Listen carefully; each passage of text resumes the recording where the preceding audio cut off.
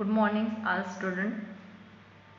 मागच्या भागामध्ये आपण बघितलं राजकीय समाजशास्त्राचे स्वरूप, त्याच्या अभ्यास पद्धती आणि त्याची व्याख्या. तर व्याख्यामध्ये त्यामध्ये बघितलं होतं लिप्सेन्स यांची व्याख्या. यांच्या मतानुसार राजकीय समाजशास्त्र राज्याच्या स्वतंत्रपणे अभ्यास करीत नाही तर समाजाच्या संदर्भात राज्याचा अभ्यास करीत असतो. हे मागच्या भागात आपण बघितलं होतं की राजकीय समाजशास्त्र हा राज्याचा स्वतंत्रपणे अभ्यास करत नाही तर तो समाजाच्या संदर्भात राज्याचा अभ्यास करत असतो. कारण समाजामधल्या जे काही परिस्थिती आहे ती राज्याशी कशी जोडली गेली आहे आणि राज्याशी जोडली जात असताना त्याचा समाजावरती काय परिणाम होतो त्यानुसार आणि काय प्रभाव पडतो त्यानुसार असे प्रश्न समोर ठेवून त्यावरती अभ्यास केला जातो असं त्यांचं म्हणणं आहे.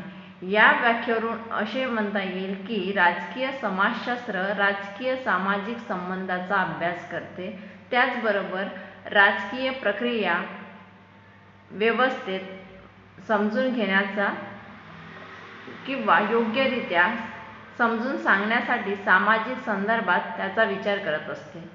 जे मी आत्ताच सांगितलं की सामाजिक संबंधाचा विचार करते आणि राजकीय प्रक्रिया व्यवस्थित योग्य रीतीने समजून घेण्याचा प्रयत्न करत असते आणि त्यातूनच हे सगळं जुळून येत असताना किंवा ह्या सगळ्यांचा प्रभाव समाजावर कशा पद्धतीने पडत आहे हे अभ्यासण्याचा प्रयत्न राजकीय समाजशास्त्रामध्ये केला जातो. तर हे आपण त्या व्याख्येच्या संदर्भामध्ये राजकीय समाजशास्त्राचा नेमका अभ्यास कशा पद्धतीने करतात हे बघूया. आणि त्याच्यानंतर आज आपण बघणार आहोत की राजकीय समाजशास्त्राचे विकास कसं झालं आणि त्याची व्याप्ती कशा पद्धतीने झाली. तर राजकीय समाजशास्त्राच्या विकासाचे स्थूलमानाने 4 टप्पे करता येतील. तर पहिला टप्पा ग्रीक व रोमन काळातला. यावेळी मानवाला राजकीय प्राणी समजले जायचे. त्याचप्रमाणे पवित्र रोमन साम्राज्यात त्यास दैवी शक्तीचा भाग सुद्धा मानले जात असे. आणि दुसरा टप्पा हा महत्त्वाचा आहे कारण या काळात 2 भिन्न मतावर वाद निर्माण झाला. काहींच्या मते व्यक्तीचा जन्म राज्य म्हणजे समाजसेवा करण्यासाठी झाला तर काहींच्या मते व्यक्तीच्या विकासाला मदत करण्यासाठी राज्य निर्माण झालं. म्हणजे दोन्ही जे विधान आहे ते वादग्रस्त म्हणजे विधान आहे. तर काहींच्या मते आहे समाजाचा जन्म हा व्यक्तीचा जन्म हा समाजाची सेवा करण्यासाठी झाला तर काहींच्या मते आहे राज्याचा जन्म हा व्यक्तीचा विकास करण्यासाठी झालेला आहे. म्हणजे दोन्हीचे अर्थ एकच आहे पण त्यांचा मुद्दा हा वेगळा मांडण्यात आला. त्याच्यानंतर खरी सुरुवात झाली ती राजकारणाची 19व्या शतकानुसार आणि त्या 19व्या शतकामध्ये श्रेष्ठजनांचा विचार प्रभावाने मांडण्यात आला. तर श्रेष्ठजन म्हणजे काय तर अभिजन, आणि अभिजन म्हणजे काय तर ज्यांच्याकडे सत्ता आहे ती. तर काहीच्या मध्ये जी श्रेष्ठजनांच्या मतावरून ती मांडण्यात आली म्हणजे अभिजनांच्या मतावरून. अभिजनांकडे नेहमी सत्ता असायची, त्यांच्याकडचे वर्चस्व असायचं असं त्यांचं मत होतं की जे अभिजन आहे जे समाजातील सर्वश्रेष्ठ वर्ग आहे त्यांच्याकडेच ही नेमकी सत्ता राखून ठेवलेली जायची असं. मग त्याच्यानंतर 4थ्या टप्प्यामध्ये सगळ्यात मोठा परिणामात्मक बदल घडून आला आणि त्यामध्ये संशोधन आणि विकासात्मक कार्यानुसार त्याच्यावर अभ्यास करण्यात आला आणि त्याच्यानुसार राजकीय समाजशास्त्राचा हळूहळू विकास कशा पद्धतीने झाला हे बघण्यामध्ये सुरुवात झाली. तर हे बघत असताना राजकीय समाजशास्त्राचा एक सुवर्णकाळ म्हणून निर्माण झाला. असे 4-5 पॉईंट आहेत ते आम्ही तुम्हाला समजून सांगणार आहे. तर त्याच्यामध्ये पहिला आहे की राजकीय समाजशास्त्राचा सुवर्णकाळ म्हणून काही एक काळ निर्माण झाला. त्याच्यामध्ये राजकीय समाजशास्त्राला अभ्यासाला सुरुवात झाली. त्याच्यामध्ये आहे की राजकीय विचारवंत जे आहे प्लूटो, एरिस्टॉटल, सिरोन, saint, Augustine, saint Thomas Aquinas यांच्या काळात राजकीय समाजशास्त्राचा सर्वोत्तम काळ असं म्हटला गेलेला आहे. या काळात विचारवंतांनी विविध समाजातील फरकांचा अभ्यास केला व दोन भिन्न सामाजिक रचनेचा राजकारणावर कसा परिणाम होतो हे सांगण्याचा त्यांनी प्रयत्न केला आणि दोन देशातील राजकारण व राजकीय प्रक्रिया भिन्न असतात, कारण देशात वेग हा रचनेच्या प्रकृतीचा समाज असो असे आग्रही प्रतिपादन या विचारवंतांनी केला. म्हणजेच काय की दोन देशाची तुलना करण्यात आली आणि ह्या दोन देशाचा जो प्रगतीचा वेग आहे तो सारखा नसून तो भिन्न असतो, त्यांची संस्कृती वेगळी असते आणि त्याच्यानुसार तो राजकीय संस्कृतीला अभ्यासाला सुरुवात झाली. त्यानंतर त्यांनी म्हटलं आहे की आणि प्लेटो आणि अरिस्टॉटल यांनी राज्याची सामाजिक तपासणी केली. त्याचबरोबर त्यांनी त्यांच्या ग्रंथामध्ये राज्याचा उदय माणसाच्या विशिष्टपूर्ण गरजेतून झाला असे मांडण्यात आले. म्हणजे राज्याचा जो उदय आहे म्हणजे राज्याची जी निर्मिती आहे ती माणसाच्या विशिष्ट गरजेतून निर्माण झाली असं प्लेटोने आपल्या ग्रंथातून मांडलं. आणि त्याचबरोबर जेव्हा राज्याचा उदय हा माणसांच्या गरजेतून निर्माण झाला आणि त्याचबरोबर त्यामध्ये न्याय, सुव्यवस्था, सर्वांचा विकास, त्याचबरोबर न्यायव्यवस्था, सर्वांचा विकास आणि राज्याची सुव्यवस्थित निर्मिती हे मुख्य उद्देश त्यांनी मांडण्यात आले. म्हणजे त्यांच्या मते राज्याची निर्मिती ही मानवाच्या गरजेतून निर्माण झाली आणि त्याच्यामध्ये राज्याचा जो निर्मितीचा मुख्य उद्देश आहे तो सर्वांचा विकास आणि सर्वांसाठी न्याय आणि राज्याचा विकास असं त्यांनी आपल्या ग्रंथातून स्पष्ट केलेले आहे. म्हणजे नेमका उद्देश काय आहे तर हा समाजातील सर्व जनतेचा विकास झाला पाहिजे, त्यांना योग्य न्याय मिळाला पाहिजे, त्याच्यानुसार ती राजकीय समाजशास्त्राची निर्मिती करण्यात आली. आणि त्यानुसारच अरिस्टॉटलने सुद्धा आपले विचार मांडलेले आहेत. ते अरिस्टॉटल म्हणतो काय की कुटुंबाचा जन्म त्याच वेळी राज्यनिर्मितीच्या प्रक्रियेला सुरुवात झाली. ज्यावेळी कुटुंबाचा जन्म झाला त्याच वेळी राज्याच्या निर्मितीची प्रक्रिया सुरुवात झाली असं त्यांचं म्हणणं आहे. म्हणजे कुटुंब निर्माण झालं, मग त्या कुटुंबातून जाती टोळीची निर्मिती झाली, म्हणजे जातीची निर्मिती झाली, त्याच्यानंतर वर्गांची निर्मिती झाली. अशा प्रकारे हळूहळू राज्याची निर्मिती होण्यास कारणीभूत ठरत गेला आणि तिथूनच राज्याची निर्मिती झाली असं अरिस्टॉटलचं म्हणणं आहे. म्हणजे आणि कुटुंबाची निर्मिती, मग तिथून जातीची निर्मिती, मग वर्गाची निर्मिती असं करून मग समाजाची निर्मिती झाली आणि समाजाची निर्मिती होऊन मग या समाजाने मिळून राज्याची निर्मिती केली.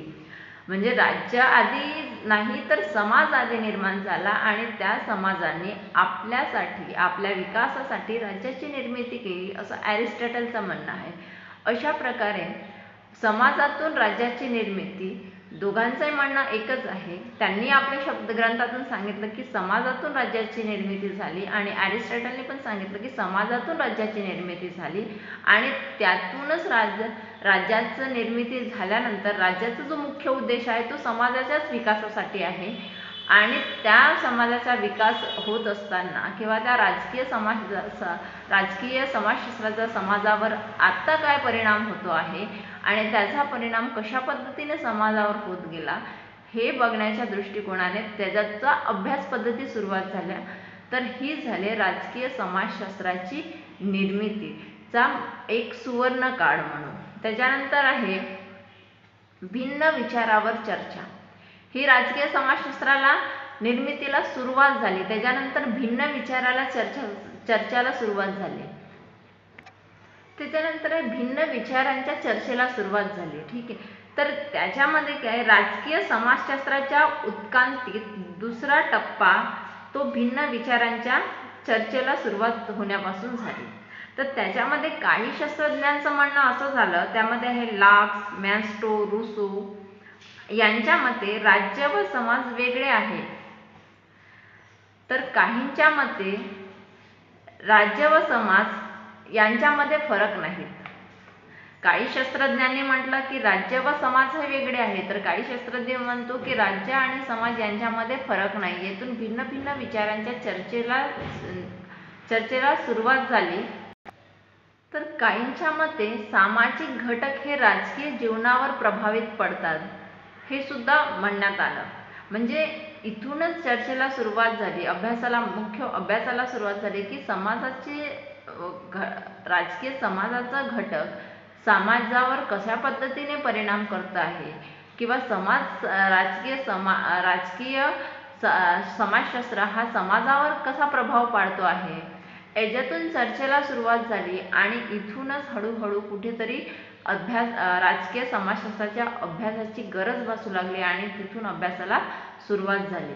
आणि या चर्चेमधूनच सामाजिक संस्थांचा राज्यावर होणारा परिणाम, राज्यनिर्मिती समाजाचा वाटा व राज्यनिर्मितीनंतर त्याची समाजावर केलेला परिणाम या संदर्भाचा विविध विचारवंतांनी तर्कने प्रत्यक्ष पाहणीद्वारे समाज प्रवृत्ती लक्षात घेऊन मते मांडली आणि यातून राजकीय समाजशास्त्राला आकार देण्याच्या तत्वांची निर्मिती झाली आणि वर्तमान राजकीय समाजशास्त्राची निर्मिती या मतानुसारच झालेली आपल्याला बघायला मिळते. त्याच्यानंतर राजकीय समाजशास्त्राच्या विकासाच्या तिसऱ्या टप्प्यात अभिजनांना महत्त्व दिलेले दिसते. म्हणजे तर तिसरा टप्पा आहे अभिजनांची भूमिका. आता तुम्हाला आधीच सांगितलं अभिजन म्हणजे काय, तर अभिजन म्हणजे सत्ताधारी वर्ग. म्हणजे एखादा समाज, असं प्रत्येक समाजामध्ये हा अभिजन वर्ग आपल्याला दिसून येतो. प्रत्येक समाजामध्ये, प्रत्येक एखादा वर्ग जातीमध्ये असेल किंवा प्रत्येक समाजाचा गटागटामध्ये आपल्याला अभिजन वर्गाची निर्मिती झालेली दिसते. तर ही अभिजन वर्ग म्हणजे नेमकं काय, तर ज्यांच्याकडे सत्ता असते ते. तर अभिजन वर्ग म्हणजे श्रीमंत वर्ग म्हणून साधारणतः, आणि त्यांच्याकडे ही सत्ता त्यांच्याकडे सत्ता असते, ते समाजावर वर्चस्व गाजवत असतात, त्यांनाच अभिजन असं म्हटलं जातं. तर ही अभिजनाची भूमिका महत्त्वाची, राजकीय समाजशास्त्रामध्ये फार महत्त्वाची आहे. कारण अभिजनांच्या सत्तेवरूनच हा राजकीय समाजाला कुठेतरी थोडंसं कायापलटणी दिलेली दिसते आहे. कारण इथूनच हळूहळू राजकीय क्षेत्राला म्हणजे राजकारणाला सुरुवात झालेली आपल्याला पाहायला मिळतो आहे. तर ही अभिजनाची नेमकी भूमिका काय आहे ते आता आपण बघणार आहोत. तर या अभिजनाकडे म्हणजेच या सत्ताधारी पक्षाकडे समाजावर नियंत्रण ठेवण्याचे काम असते. त्यांच्याकडे लष्कर असतो, त्यांच्याकडे तेवढा पैसा असतो, ते समाजासाठी वेळ काढत असतात आणि त्याचबरोबर ते समाजावर नियंत्रण ठेवण्याचे कार्य पार पाडत असतात. जसेच आपली ही लोकशाही पद्धती आहे, तर या लोकशाही पद्धतीतून आपण जो काही नेत्याला निवडून देतो आहे, तो नेता निवडून दिल्यानंतर तो विशिष्ट क्षेत्रानुसार काम करतो. म्हणजेच एखाद्या विशिष्ट क्षेत्राचा तो कार्यभार बघत असतो आणि तो कार्यभार बघत असताना त्या क्षेत्रामध्ये काय कमतरता आहे, त्या क्षेत्रामध्ये कुठल्या सोयी सवलती नाही आहे किंवा त्या क्षेत्रामध्ये कशाचा परिणाम आहे, पाण्याची सोय नाही आहे का, शिक्षणाची सोय नाही आहे, परत काय आहे, असे ते सगळं निष्कर्ष काढून तो तिथल्या सोयी आणि त्या समाजासाठी कार्य करत असतो. म्हणजे समाजाचा चांगला आणि म्हणजे समाजाचं चांगलं कल्याण करण्याचा तो कार्य करत असतो, समाजावरती विकास करण्याचा तो कार्य करत असतो. आणि हे कार्य करत असताना तो राजकीय बाजू समोर ठेवून कार्य करत असतो. इथूनच त्याला राजकीय वळण निर्माण होते आणि त्याचबरोबर तो समाजाचा प्रतिनिधी म्हणून, जनतेचा प्रतिनिधी म्हणूनच पाहिला जातो आणि तो त्या जनतेचा प्रतिनिधी म्हणून तो कार्य करत असतो. ही झाली अभिजनांची भूमिका, म्हणजेच आताच्या नेत्यांची भूमिका. आपण एका स्पष्ट उदाहरणात सांगू. अभिजन म्हणजेच आताचा जो आपण निवडून दिलेला, लोकशाहीतून निवडून दिलेला जो नेता असतो, ज्याच्याकडे सत्ता असते, पॉवर असते, तो त्या सत्तेचा वापर करून तो आपल्या परीने आपले समाजातील प्रश्न सोडवण्याचा प्रयत्न करीत असतो. तर हा एक महत्त्वाचा पॉईंट आहे राजकीय समाजशास्त्राच्या निर्मितीमध्ये. तर हे सगळे घटक राजकीय समाजाच्या निर्मितीला कारणीभूत ठरतात, कारण याच्या थ्रू कुठेतरी हळूहळू असं राजकीय समाजशास्त्र निर्माण होतो आणि तिथूनच राजकीय समाजशास्त्राच्या अभ्यासाला सुरुवात होते. त्याच्यानंतर आहे हे झालं. सगळ्यात आधी आपण बघितलं की राजकीय समाजशास्त्राचा विकासाला कशी सुरुवात झाली. त्याच्यामध्ये पहिला टप्पा बघितला आपण सुवर्ण काळाचा. त्याच्यामध्ये प्लॅटोने विचार आपले व्यक्त केले. अरिस्टॉटलने सांगितलं की समाजातून राज्याची निर्मिती झाली. त्याच्यानंतर आपण बघितलं की चर्चासत्रातून चर्चेच्या मतभेदातून सुद्धा समाजाच्या विकासाला हळूहळू सुरुवात झाली, कारण जेव्हा एकमेकांचे मतं मांडत गेले तिथून हळूहळू म्हणजे समाजामध्ये कशाची कमतरता आहे किंवा राजकीय समाजशास्त्रामध्ये काय अभ्यासलं पाहिजे आणि काय बदल केलं पाहिजे हे लक्षात आलं. त्याच्यानंतर तिसरं आहे अभिजनांची भूमिका. मग आता ही राजकीय समाजशास्त्राची सत्ता कोणाकडे असली पाहिजे किंवा कोणी चालवली पाहिजे आणि त्यांची भूमिका नेमकी काय असते हे आपण बघितलं. आणि त्याच्यानंतर आहे सर्वात महत्त्वाचा पॉईंट, तो आहे वर्तमान काळाची सद्यस्थिती. म्हणजे आत्ता हल्ली काय समाजासाठी आहे किंवा आत्ताच्या काळात काय घडत आहे हे लक्षात घेऊन नंतरचं समोरचं पाऊल उचलणं म्हणा किंवा नंतरचं कार्य करणं हे महत्त्वाचं आहे. म्हणजे परिस्थिती काय आहे आणि त्याच्यानुसार नियोजन करणं हा महत्त्वाचा भाग आहे. हा एक राजकीय समाजशास्त्राच्या विकासाचा एक पॉईंट आहे की वर्तमान काळातून मग त्याच्यामध्ये काही बदल झाला, त्याच्यातून राजकीय समाजशास्त्राचा विकास होण्यास सुरुवात झाली, तर कशा पद्धतीने झाली हे आता आपण बघणार आहोत. तर वर्तमान काळ किंवा सद्यस्थिती हा राजकीय समाजशास्त्राचा विकासातील चौथा महत्त्वाचा पॉईंट आहे. यामध्ये प्रत्यक्ष पाहणी व विश्लेषणावर भर देण्यात आला आणि राजकीय समाजशास्त्राचे अभ्यासकांनी आत्ताच्या माहितीच्या आधारावर सर्वसाधारण विधाने व सिद्धांत निर्मिती सुरू केली.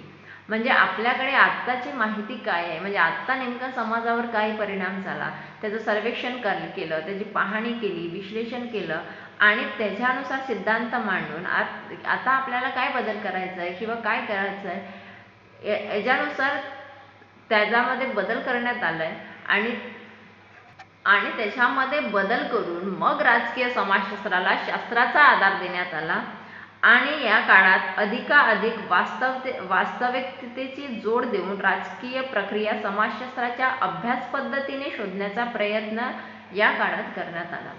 ज्या आपण पद्धती बघितल्या आहे त्याच पद्धतीतून अभ्यास करण्यात आला आणि सध्याची वास्तव परिस्थिती काय याचं भान ठेवून किंवा ही परिस्थिती लक्षात घेऊन त्या पद्धतीने समाजातील अभ्यास करून याच्यामध्ये मग याला शास्त्राची जोड दिली आणि शास्त्रशुद्ध पद्धतीने अभ्यास करून राजकीय समाजशास्त्र हा अभ्यासाला सुरुवात झाली, पुढे विकासाला सुरुवात झाली.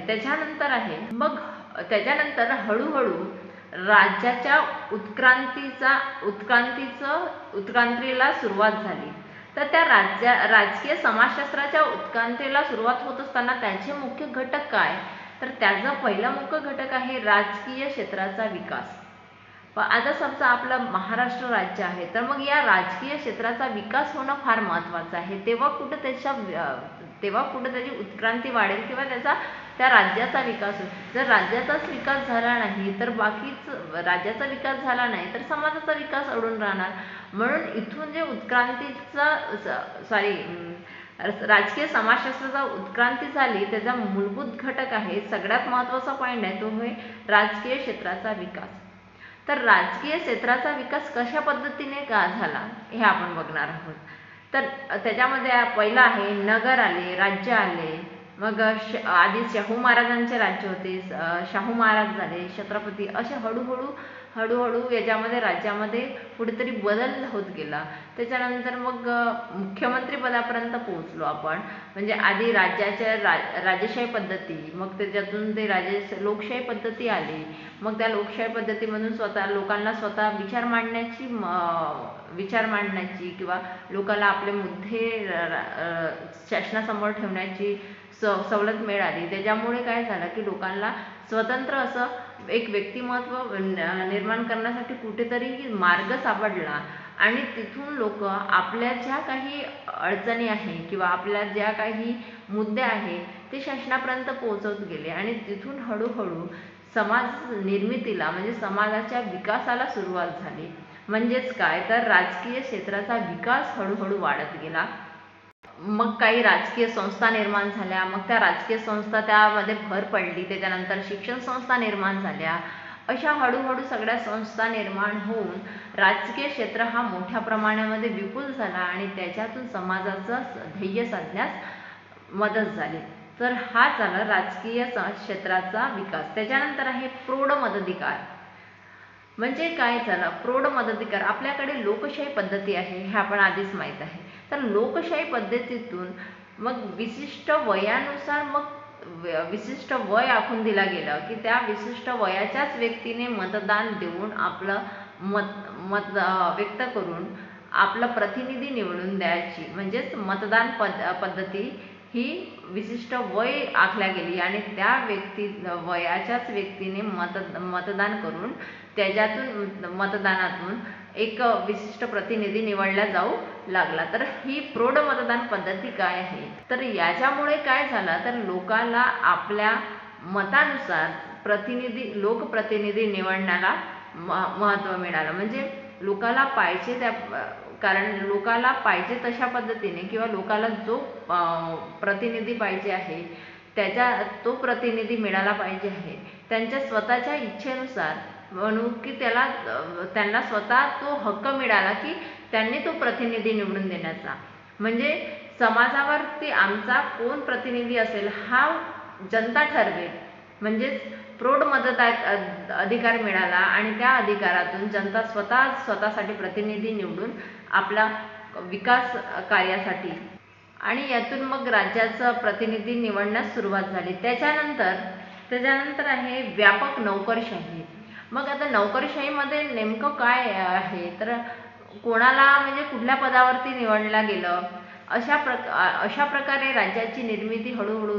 मग त्याच्यानंतर प्रौढ मताधिकार आला, त्याच्यानंतर मग नोकरीचा प्रश्न आला.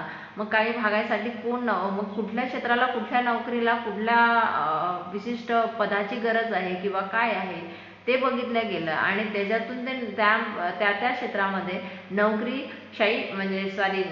देण्यात आली किंवा त्याला कार्य करण्यासाठी भाग पाडला गेला. कारण जर नोकर भरती जर केली नाही तर प्रत्येक समाजावरती कुठलं तरी सर्वेक्षण करण्यासाठी म्हणा किंवा कुठला तरी कृषी विभाग असेल, मग महसूल विभाग असेल किंवा आरोग्य यंत्रणा असेल, या सगळ्यांवरती नियंत्रण ठेवण्यासाठी जो कामगार घटक आहे, मानवी घटक आहे तो पाहिजे आहे. तर मग ते नोकर भरतीच्या सहाय्याने भरलं जाऊ लागलं आणि तिथे त्या समाजामध्ये त्या गावामध्ये विशिष्ट सेवा सुविधा पुरवल्या गेल्या. या लोकांच्या माध्यमातून कार्य करून त्यांच्यापर्यंत त्या सेवा सुविधा पुरवण्यास भाग पाडल्या. म्हणजे ही अशी निर्मिती आपल्याला होताना दिसते आहे. त्याच्यानंतर आहे की राज्य व समाज यातील फरक. राज्य आणि समाज यातील नेमका फरक काय आहे? राज्य आणि समाज यातील नेमका फरक काय आहे हे शोधण्यात महत्त्व दिलं गेलं. म्हणजे नेमकं राज्य आणि समाजात याला कोणता घटक प्रभावशाली ठरतो आहे हे शोधण्यावर भर दिला गेली आणि तिथूनच राज्य आणि समाजातील फरक स्पष्ट करून राज्याच्या विकासाला सुरुवात करण्यात आली. त्याच्यानंतर आहे राजकीय सामाजिक संस्था यातील फरक. मग त्याच्यानंतर राजकीय काही सामाजिक संस्था निर्माण झाल्या जे आधीच तुम्हाला सांगितल्या. मग अशा प्रकारे हळूहळू ह्या सगळ्या राज्याची निर्मिती झाली. शिक्षण विभागाचं मग संस्था असेल, मग अभिजन असतील, मग मतदान असेल, ह्या सगळ्या प्रक्रियेतून पार पडून राज्याची निर्मिती झाली आणि राजकीय समाजशास्त्राची निर्मिती झाली आणि या सगळ्यांचा सखोल अभ्यास करून राजकीय समाजशास्त्राचा विकास घडून आला. हा झाला राजकीय समाजशास्त्राचा विकास आढावा, म्हणजेच राजकीय समाजशास्त्राची व्याप्ती. तर आता आपलं राजकीय समाजशास्त्राची व्याप्ती स्पष्ट झाली, त्याचबरोबर राजकीय समाजशास्त्राच्या व्याख्याही स्पष्ट झाल्या. त्यानंतर आधीच्या भागामध्ये आपण राजकीय समाजशास्त्राचे स्वरूप बघितले, त्याचे अभ्यास पद्धती बघितल्या. हे तर आपला इथे युनिट हा समाप्त झालेला आहे। तर याच्यानंतर आपण पुढल्या भागामध्ये सेकंड युनिट चालू करणार आहोत। सेकंड युनिट आहे राजकीय समाजशास्त्राचे दृष्टिकोन। याच्यामध्ये आपल्याला सिद्धांत बघायचे आहे। हाही काही फार मोठा युनिट नाही आहे, फक्त 2 सिद्धांत आहे याच्यामध्ये, ते आपण समोरच्या भागात बघणार आहोत। थँक्यू।